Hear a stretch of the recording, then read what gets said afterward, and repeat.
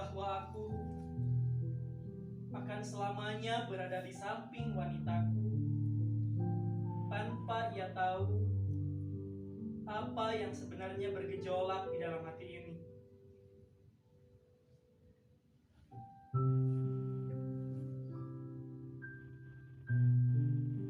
Aku hanya seorang kacung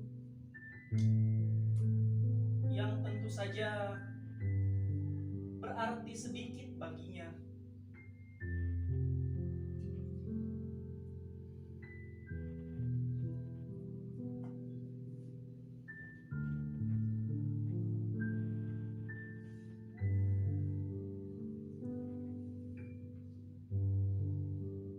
Ya Rob, perasaan ini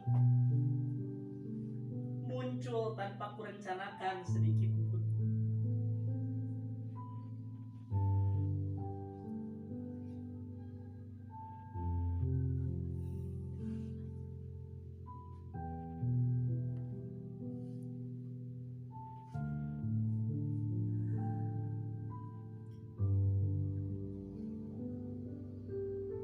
Setiap berada di sampingnya,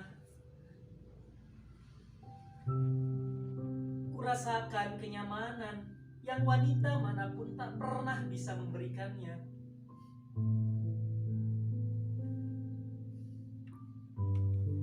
Alis matanya yang mungil, bagai deretan semut hitam. Matanya yang indah, hidungnya, bibirnya.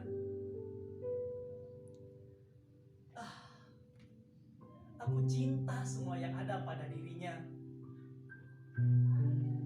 Terlebih tutur katanya yang syahdu, lembut, dan menggetarkan jiwa.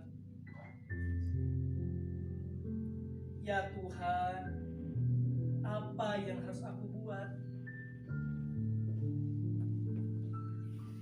Kamu hanya perlu mengatakannya saja. Jangan kamu pendam seperti itu. Mbak Ajeng, Bagaimana dia tahu bahwa kamu menyayangi dia sekuat itu jika tidak kamu ungkapkan? Katakan saja, Say. Memangnya siapa gadis yang beruntung itu? Enggak, Mbak. Tadi saya hanya bicara sendiri. Oh, ya sudah. Jika kamu tidak mau menceritakannya, sudah kau catat semuanya? Oh, ya, sudah, Mbak. Dari saat klien Mbak bertemu dengan gadis yang melaporkannya sampai pada saat klien Mbak dikeroyok.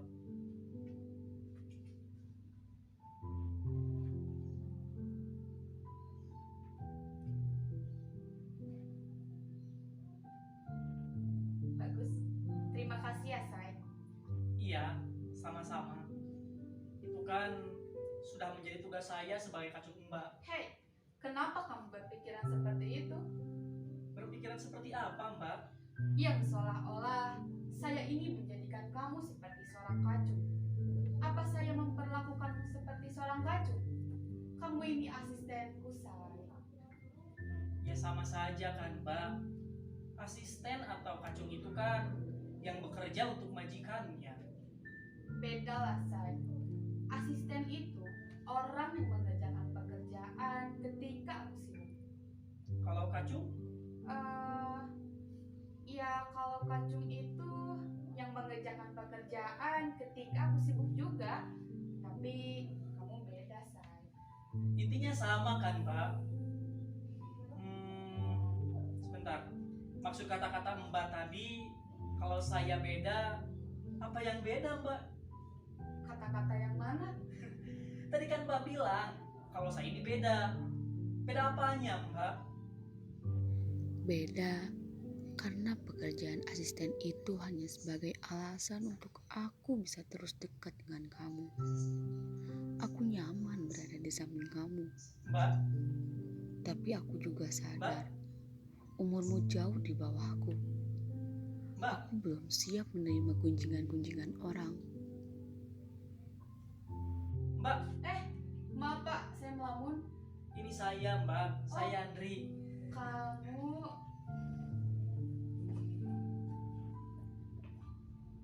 akhir-akhir ini saya sering ngelamun, saya. Ngelamun apa, Mbak? Sudahlah. Oh iya, sampai di mana kita tadi? Sudahlah, Mbak. Tidak usah dibahas lagi. Memangnya Mbak sedang melamunkan apa? Tidak, bukan apa-apa.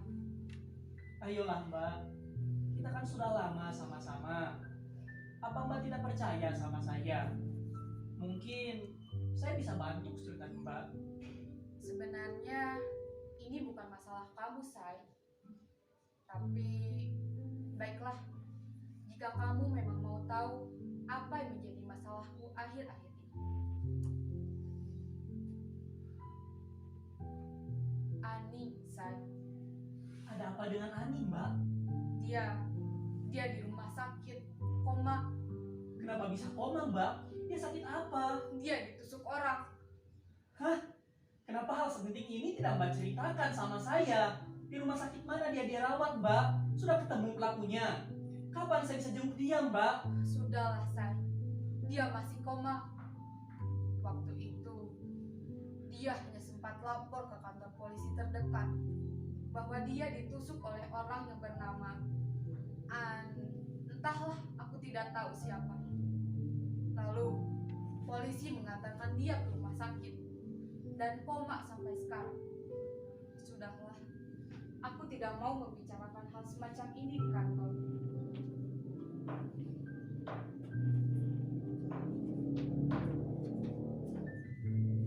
Permisi Bu, ada tamu. Katanya sudah ada janji. Baik, persilahkan masuk.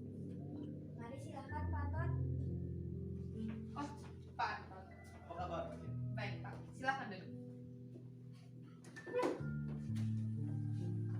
Saya Oh, baik, Pak. mau kemana? Mau mengambil minuman, Mbak? Minta tolong Marni saja. Kau temani aku di sini. Oh, baik, Mbak.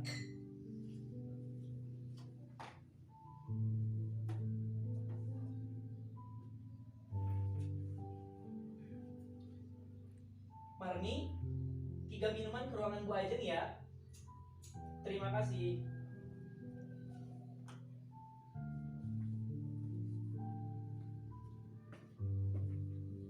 Maaf, Pak. Ini asisten saya Andri. Oh, tidak apa-apa. Tadi saya kira pacarnya, Pak. Habis panggilannya itu, Pak. Saya. Oh, taunya saya Andre. Nama yang unik ya. Ya, begitulah, Pak. Nah, jadi ngelantur gini.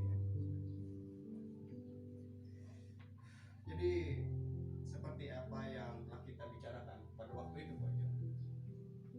Saya tidak mau masuk penjara hanya karena seorang wanita. Apalagi wanita simpanan yang mau menuntut lebih pada saya. Permisi Bu, ini minumannya. Silakan.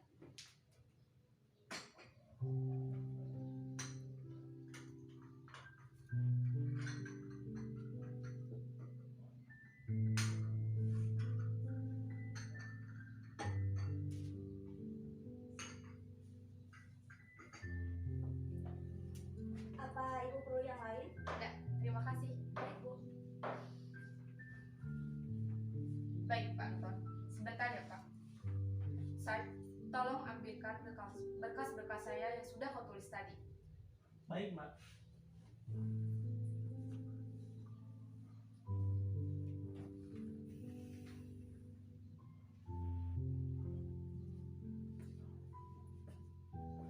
Ini, Mbak.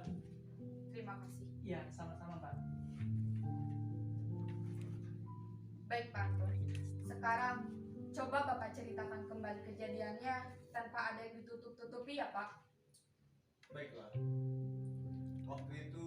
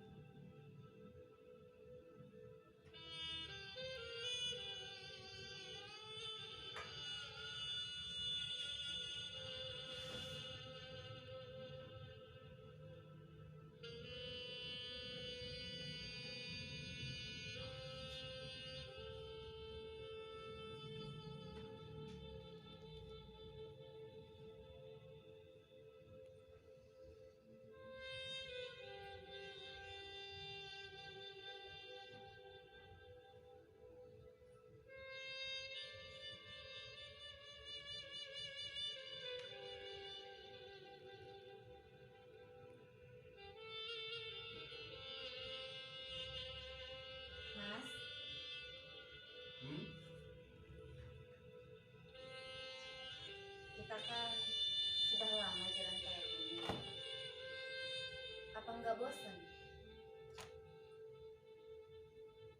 Aku senang, Mas. Semua yang aku butuhkan selalu Mas belikan. Tapi Tapi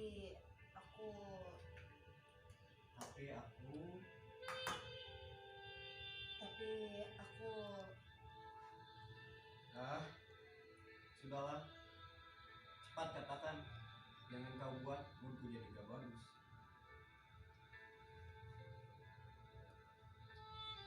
aku ingin resmi, Mas.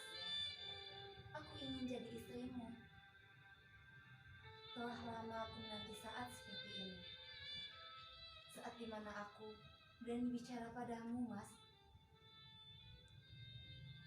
Mas, kau dengar aku tidak, Mas? Mas, Raya. Kau tahu kan situasiku seperti apa? Kau juga tahu, aku ini sudah punya anak dan istri. Bagaimana mungkin kau bisa berpikiran seperti itu? aku tidak peduli, Mas. Kau harus peduli, Raya. Tidak, Mas. Aku tidak peduli. Aku rela aku jadikan yang kedua. Aku rela meski kau harus nikah siri. Aku rela. Aku tidak peduli. Kau kan bisa mencari laki-laki lain. Laki-laki yang lebih kaya dari aku. Yang bisa kau kuras hartanya.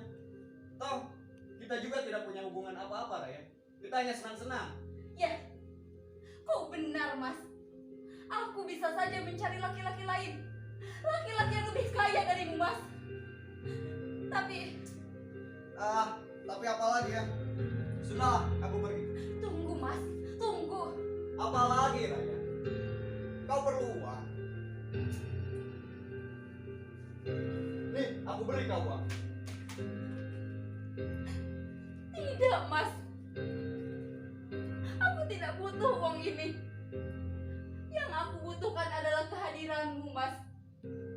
Aku butuh sosok seorang suami. Dan dia butuh. Dia?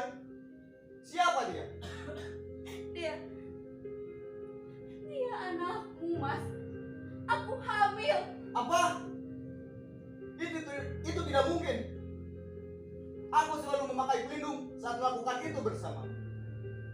Tidak, Raya. Kau pasti hamil oleh orang lain, ya kan? Dan kau tuduhkan semua padaku agar kau bisa menguras hartaku, ya kan? Tidak, Mas. Semua itu tidak benar. Ini anakmu, Mas.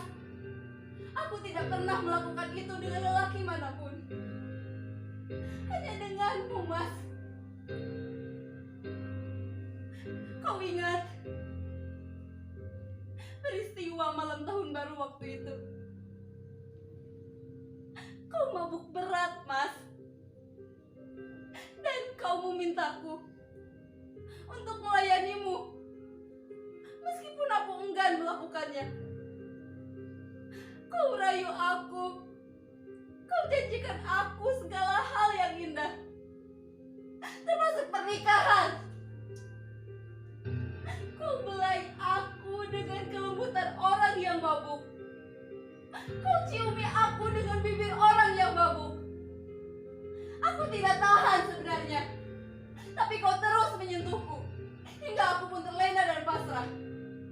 Kau ingat bagaimana kau begitu senang? Kau robek kemejaku. Kau lempar aku ke atas ranjang. Kemudian kau menindihku tanpa ampun. Kau ingat bagaimana kau begitu senang? Begitu lihat hingga kau lupa untuk memakai pelindung. Kau ingat? Kau ingat, Mas? Kau pasti lupa. Karena kau sedang mabuk. Aku tidak ingat. Kau pasti mengada-ngada. Maaf, aku pergi. Tunggu, kau bangsat. Kau maju selangkah lagi, maka pisau ini akan menembus ke dalam perutku. Tapi tunggu. Betapa bodohnya aku jika membunuh diriku dan bayi yang tidak berasa ini. Lebih baik aku membunuhmu, Tunggu, bangsat. Raya. Laki tidak bertanggung jawab. Asal dikatakan ini Laki baik-baik, biadab. Raya. Membunuh kau. Tunggu, Raya. Tunggu. Kami tidak butuh laki seperti kau. Dikatakan ini baik-baik, Raya. Membunuh kau.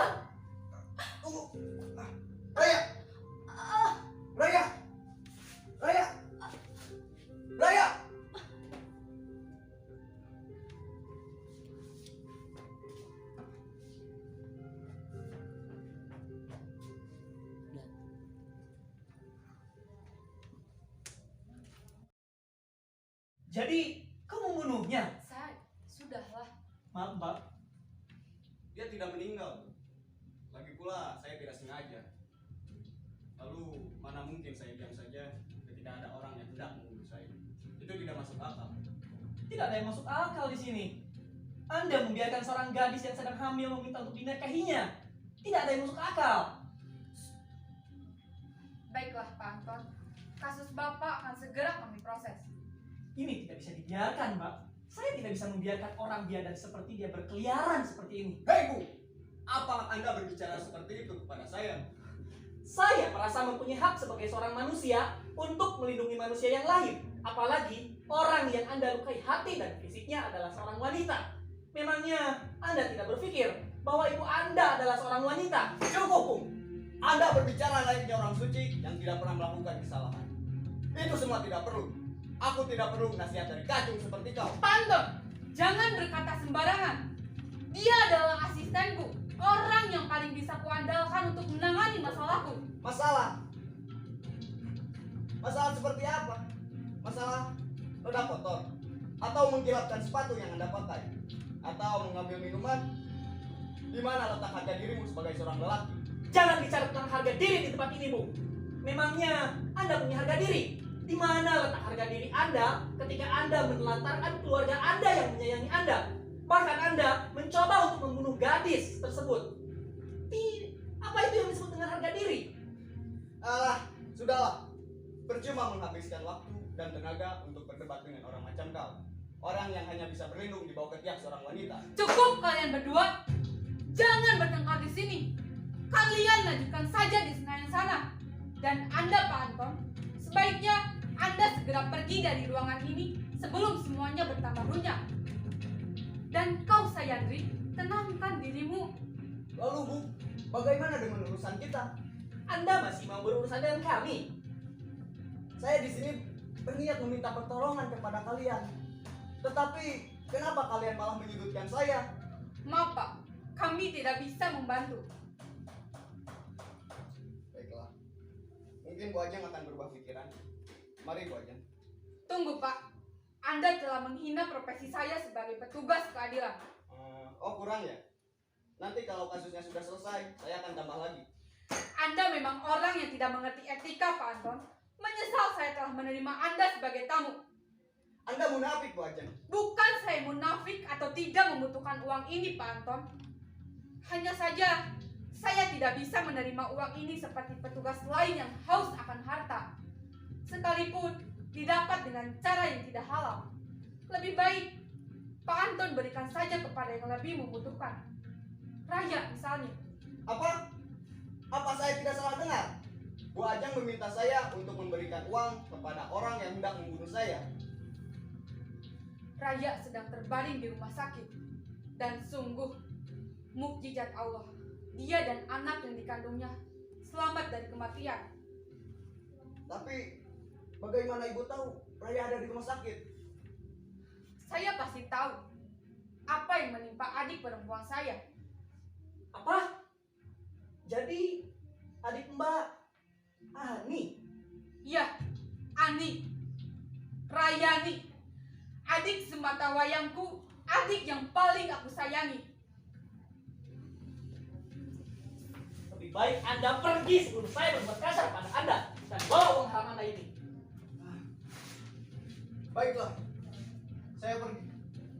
Jadi apa yang harus kita lakukan untuk kasus Pak Anton ini? Baiklah, coba kita lihat berkas-berkasnya terlebih dahulu. Apa kita tidak lapor saja kepada Pak Polisi? Kita tidak bisa lapor saja tanpa bukti kan? Oh iya. Tapi kita punya saksi kan, Mbak? Mana? Siapa saksinya? Ani. Oh, Ani sedang terbaring di rumah sakit ya? Kamu ini, say.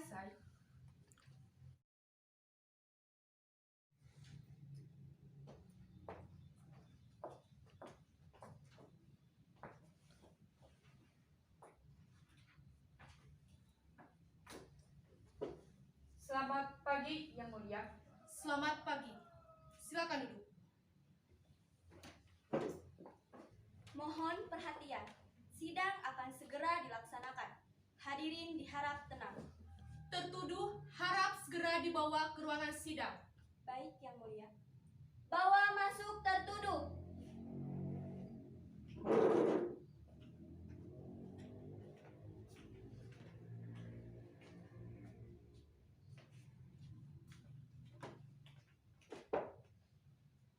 Maaf Yang Mulia, izinkan saya memulai persidangan ini.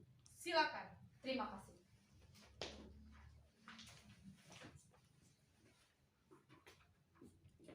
Saudara Anton, di mana Anda berada ketika Rayani ditusuk? Yang Mulia, kenapa pertanyaannya begitu jelas menuduh saya? Jawab saja, Saudara Anton. Itu pertanyaan yang sangat sederhana. Kenapa Saudara Anton kelihatan gugup seperti itu? Duduk dan jawablah pertanyaan itu. Saudara Anton, kami tidak punya waktu seharian untuk menunggu Anda berpikir. Atau lebih jelasnya, mencari celah untuk berbohong. Keberatan Yang Mulia, keberatan diterima. Anda harus lebih spesifik mengarah kepada kejadian. Baik Yang Mulia, saya akan mengulang pertanyaan saya yang sederhana ini. Saudara Anton, di mana Anda berada ketika kejadian penusukan itu berlangsung?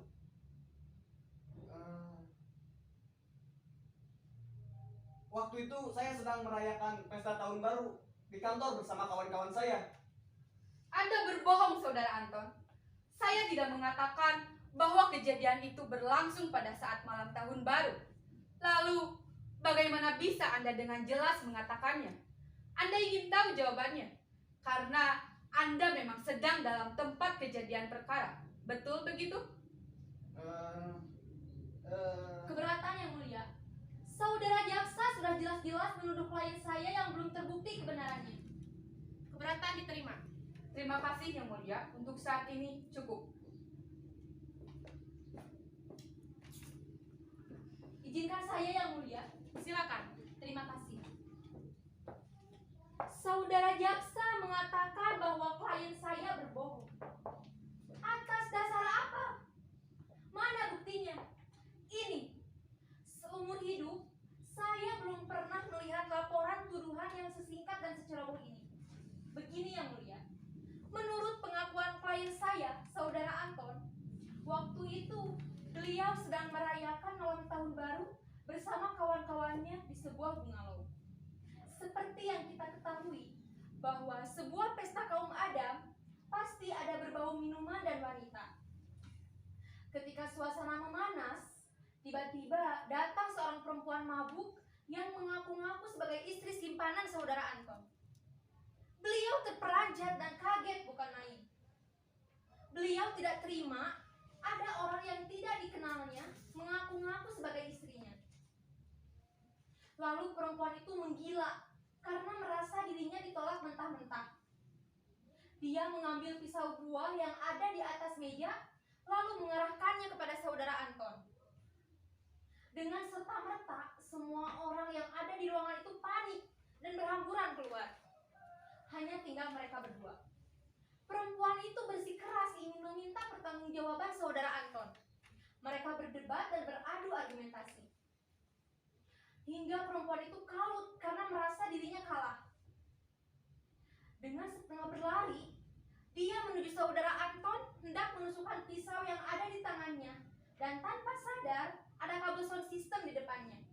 Dia terjatuh. Lalu des, pisau itu menancap tepat di sebelah kiri perutnya. Dan dengan refleks, Saudara Anton berlari untuk menyelamatkan diri. Bagus sekali Saudara Pembela. Apa yang baru saja Anda sampaikan sangat bertolak belakang dengan yang Pak Anton sampaikan kepada saya. Maksud Anda apa? Sebelum Saudara Anton yang terhormat itu meminta pertolongan kepada Anda, terlebih dahulu beliau meminta pertolongan kepada saya. Bahkan dengan moralnya yang rusak, dia berani menyogok saya dengan sejumlah uang. Pak Anton, apa benar yang dikatakannya? Bohong! Itu fitnah! Hati-hati Saudara jaksa. Jangan menghalalkan segala cara demi sebuah kemenangan. Itu benar Saudara Pembela. Mana buktinya? Saya punya saksi, Sayandri dan Marmi. Yang Mulia, keberatan. Yang satu asisten, yang satu lagi sekretaris. Tidak mungkin yang mulia, mereka pasti berkomplot. Demi terlaksananya sidang ini dengan baik, maka saya memutuskan untuk memanggil saudara Sayandri dan Marni. Silakan duduk, saudara pembela. Terima kasih yang mulia.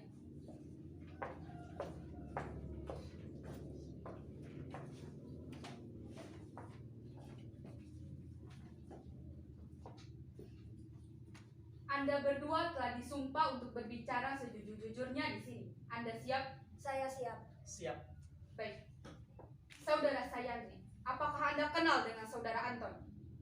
Ya, saya tahu beliau. Ketika itu beliau meminta perlindungan pada Anda, Pak Ajeng. Lalu, bagaimana dengan Anda, Marni? Ya, saya sangat setuju dengan apa yang diucapkan oleh saudara Sayandri. Namun hanya saja, saya tidak terlalu pasti apa yang mereka bicarakan karena saya sedang berada di luar ruangan. Anda boleh duduk. Saudara Sayandri, dapatkah Anda menjelaskan kembali apa yang saudara Anton sampaikan pada waktu itu? Ya, tapi saya tidak bisa menceritakannya secara detail. Intinya begini, waktu itu Pak Anton meminta perlindungan pada Bu Ajeng karena telah menusuk seorang gadis. Mereka telah lama berpacaran dan tanpa diduga ternyata gadis tersebut hamil. Pada saat itu, gadis tersebut memohon dan meminta kepada Pak Anton untuk bertanggung jawab. Tetapi Pak Anton tidak percaya dan dinyatakan bahwa itu adalah sebuah kebohongan. Dan pada akhirnya si gadis kalau tersebut mengambil pisau buah untuk menusuk Pak Anton. Dan pada saat itu mereka berjibaku dan ternyata tenaga seorang lelaki lah yang menang. Dan pada saat itu gadis tersebut akhirnya tertusuk dan terjatuh di sana. Pak Anton tidak bertanggung jawab apa-apa. Dia meninggalkannya begitu saja. Itu bohong. Mereka pasti berkomplot. Dasar pengacara tidak berguna. Aku membayarmu mahal-mahal bukan untuk diam seperti patung. Kembalikan saja uangku. Saya sedang berpikir untuk menyelamatkan Bapak dari tuduhan. Tetapi Bapak malah menunjuk-nunjuk saya seperti itu. Saya tidak terima. Memangnya ada siapa? Kembalikan uangku. Tenang, saudara Anton. Tenang. Apakah masih ada yang ingin ditambahkan, saudara pembela? Tidak ada yang mulia. Kata hati saya tidak mengizinkan. Baik. Saudara jaksa, barangkali masih ada yang ingin ditambahkan? Cukup, yang mulia. Saya kira apa yang saudara Sayandri sampaikan telah mewakili apa yang saya ingin jelaskan. Baiklah, Anda boleh kembali ke tempat duduk Anda semula. Terima kasih.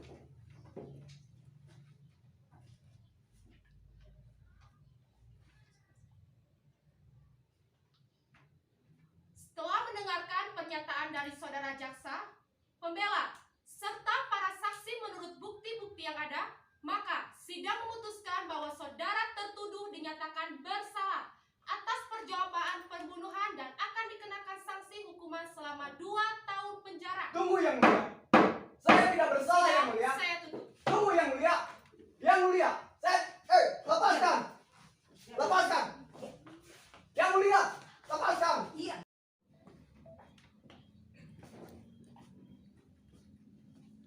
Alhamdulillah ya Mbak. Akhirnya kita bisa memenangkan persidangan ini. Dan Pak Anton dapat menebus kesalahannya di balik jeruji besi. Ya, alhamdulillah. Tapi mengapa Mbak murung? Mbak sakit?